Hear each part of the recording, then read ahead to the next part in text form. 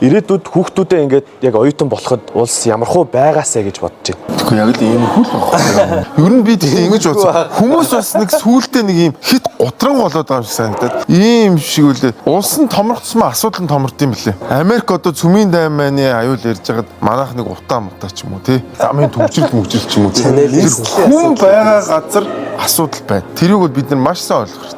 Бидний хүүхдүүд томорсон ч гэсэн тэнцээ ямар нэг асуудал байж л. Тэр асуудалд тэр хүүхд бэлэн байх хэрэгтэй. Тэр асуудлыг хүлээж аваад тэрэнд хариу үйлдэлгээд тэрэнд survive хийх чадвартай л хүүхд бэлдэх хэрэгтэй. Түүнээс ч одоо ингээд том болоход нь ингээд ямар ч асуудалгүй болсон байгаасаа гэдэг бол тэр бол хамгийн утгагүй мөрөөдөл юм болов уу гэж боддог шүү дээ. Гинэн мөрөөдөл тийм.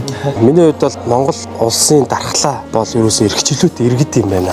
Эрхчлөөт хүн гэдэг чинь яг юу вэ гэхээр ямар нэгэн санхүүгийн хараат бос улс төрийн ямар нэгэн хүчнээс санхүүгийн хараат бос өөрөө ингээд хоолоо идчихдэг тийм гэсэн үг байхгүй юу? Тий. Одоо худалдах тахгүй гэсэн үг тийм. Иргэдийгээ манай төр засаг аль болох бүр максимум эрхчлөөтэй буюу дээрэс нь мэдээж тэр эрхчлөөг идэл одоо мэдрэх тийм маш мундаг боловсралтай байх хэвээр тэр ухамсарлах тийм. Эрхчлөө гэдэг чинь юун дээр тогтдог юм гэхээр үүрэг хариуцлагын дээр л тогтдог юм билий. Тэр эрхийг бий болгох тэр хариуцлагыг хүн өөрөө үүрэх хэрэгтэй байхгүй юу? Сонгосон сонголтынхоо алдаа болон оноогийн үүрэх чадварыг хэлээд байгаа шүү дээ хариуцлага тийм. Энэ дархлаа бол ерөөсөө иргэдийн эрхчлөөтэй боловсралтай болгох гэх юм бол Монголын төр удаан оршин тогтно. Бидний хүүхдүүдийн үе рүү бид нар бол энэ эрхчлөөг нь улам сайн батлаж хамгаалж үлдээж өвлүүлэх ёстой.